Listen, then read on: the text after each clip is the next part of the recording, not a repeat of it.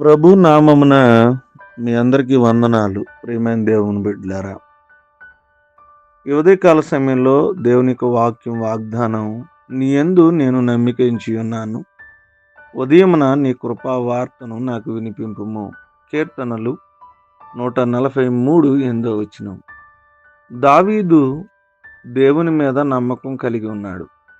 దావీదు తాను దేవుని మీద నమ్మకం పెట్టుకున్నానన్న సంగతిపై ఆధారపడి ఆయన సహాయం చేయాలని అడుగుతూ ఉన్నాడు. ప్రియమైన దేవుని బిడ్డలారా, ఆయన ఖచ్చితంగా చెప్తున్నాడు, నేను దేవుని మీద నమ్మిక ఉంచా. ఎందుకు నేను దేవుని మీద నమ్మిక ఉంచి ఉన్నాను?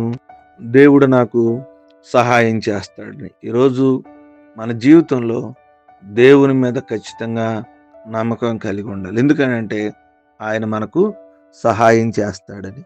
ఎలాంటి వార్తను నువ్వు వినాలనుకుని ఆశపడుతున్నావు? దేవుడు ఎలాంటి వార్తను నీకు వినిపించాలని ఆశపడుతున్నావు? ప్రియమైన దేవుని బిడ్డలారా, ఆ కార్యాన్ని దేవుడు నీ పట్ల ఖచ్చితంగా ఆయన చేయబోతున్నాడు.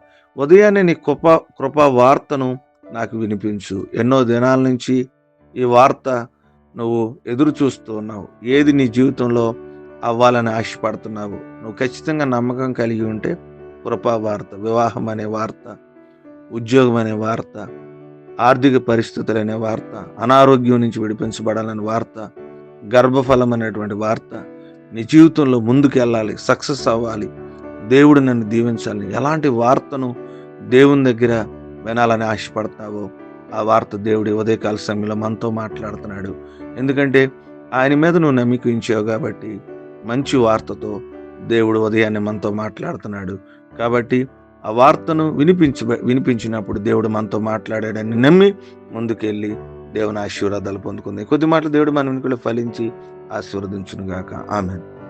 ప్రార్థన చేసుకుందాం, తలలో వంచుకుందాం. మహోన్నతుడా, ఆజ్యముకి వెళ్ళిన దేవా, మీకు స్తోత్రాలు, మీ ఘనమైన నామానికి వందనాలు. రాత్రంతా కాచి మరొక శ్రేష్టమైన దినాన్ని ఇచ్చావు. సెప్టెంబర్ మాసంలో 3వ దినంలోనికి మమ్మల్ని క్షేమకరంగా సజీవులుగా తీసుకొచ్చిన మీ స్తోత్రాలు. వేకుని లేచి మిమ్మల్ని ఆరాధించాం. వాక్యపు వెలుగులోంచి మాతో మాట్లాడారు. నీ యందు నమ్మిక ఉంచి ఉన్న వారికి ఉదయమున నీ కృపా వార్తను వినిపిస్తానన్నారు. మీ వార్తను మాకు వినిపించారు. నేనున్నాను, భయపడొద్దని, నేనున్నాను, మిమ్మల్ని ఆశీర్వదిస్తానని, నేనున్నాను, మిమ్మల్ని విడవనని, నేనున్నాను, మిమ్మల్ని ధైర్యపరుస్తానని, నేనున్నాను, మీకు ఆరోగ్యమును, క్షేమమును, ఆశీర్వాదం, దీవెనిస్తానని మీరు మాతో మాట్లాడిన విధానం బట్టి మీకు స్తోత్రాలు తెలియజేస్తూ ఉన్నాం.